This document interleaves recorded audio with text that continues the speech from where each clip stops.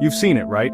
That little disclaimer before certain Disney films telling you they contain negative depictions and/or mistreatment of people or cultures. It's brief but jarring, almost like a speed bump on the nostalgia highway. But what does it mean? Why now, and what's behind it? Disney's magic has always been about storytelling, but some of those stories have a darker side. So let's dive into the why behind the racism warnings. We're going to unpack these classic films and look at the cultural baggage they carry. Ready? Let's go.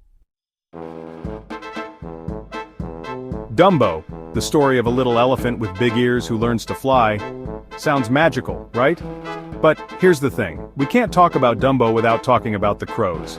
The crows, with their exaggerated accents and minstrel show aesthetics, are rooted in a tradition of black stereotyping. And the leader, Jim Crow. You see, back in the 1940s, this was seen as playful, even funny. The reality? It perpetuated a culture of discrimination. These characters were fun then, but today, they're a glaring reminder of how racism was embedded in entertainment. And despite Disney's attempt to redeem it in later years, that original message was ingrained for many generations. Peter Pan, the ultimate tale of childhood freedom and fantasy, except when it comes to its portrayal of Native Americans. The iconic Indian camp scene, complete with the song "What Makes the Red Man Red," is downright cringeworthy today. It reduces indigenous culture to stereotypes, painting the characters as mysterious, even primitive. The portrayal of Native American characters as cartoonish and exaggerated in both appearance and song is a reminder of how America viewed its native population through a lens of dehumanization. In the 50s, it was seen as part of the fun of Neverland. Today it feels like a stain on the adventure. Next we have Fantasia, a groundbreaking film in animation and music. But there's an uncomfortable chapter buried in the original version, the character of Sunflower, a black centaurette. She was depicted as subservient and cartoonishly grotesque, an unflattering, racial stereotype. Though Sunflower was cut in later releases, the fact that this portrayal existed in the first place speaks volumes. It's a case of Disney using the medium of art to portray racial ideas that, at the time, were not questioned. It's one of the earliest examples of Disney both being innovative while simultaneously reinforcing racial norms that we now find deeply problematic.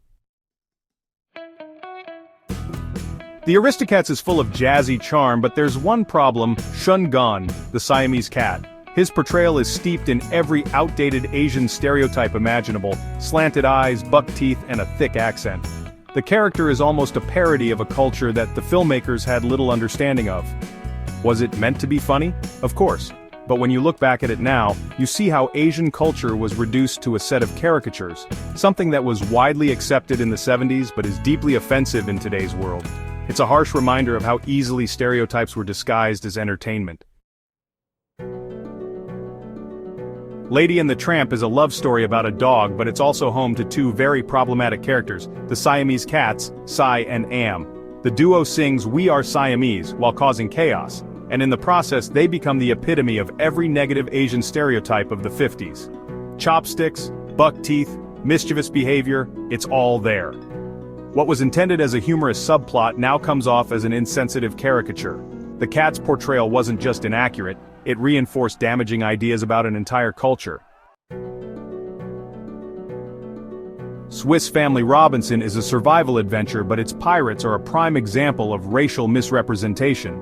The villains, portrayed with heavy yellow face and brown face, are the epitome of the foreign threat stereotype, reinforcing the idea that danger often came from foreign, non-Western cultures. These pirates were designed to look dangerous, with exaggerated features that dehumanized entire cultures for the sake of villainy. It wasn't just lazy casting, it was a cultural depiction that had lasting consequences. Now, The Jungle Book is a fun ride, but we can't ignore the character of King Louie. He's a jazz-singing orangutan who wants to learn the secret of fire. But here's the problem. This character doesn't just represent a fun, swinging character. He represents an uncomfortable link between primates and African American culture. In the 60s, jazz and African American culture were often linked to wildness or savageness in mainstream entertainment. This portrayal, though charming, taps into a deeply problematic history, showing how easily we can misread cultural connections for fun, without recognizing the consequences. Aladdin is one of Disney's most beloved films, but even it was not immune to cultural mishaps. The original lyrics to Arabian Nights described Agrabah as barbaric, but hey, it's home.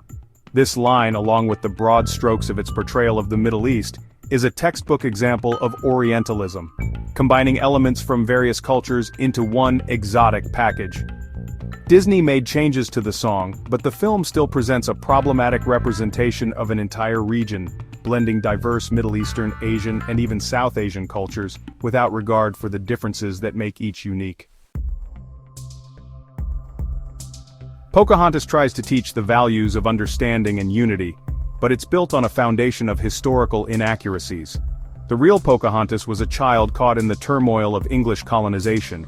She wasn't an empowered heroine in a love story, she was a pawn in the history of colonization. In this animated version, Disney combined historical events with myth and fantasy, glossing over the real harm caused to native people. While Pocahontas features beautiful animation and a catchy soundtrack, it sidesteps the pain of a true story in favor of a safer narrative. What do you think about these warnings? Comment below and subscribe for more content.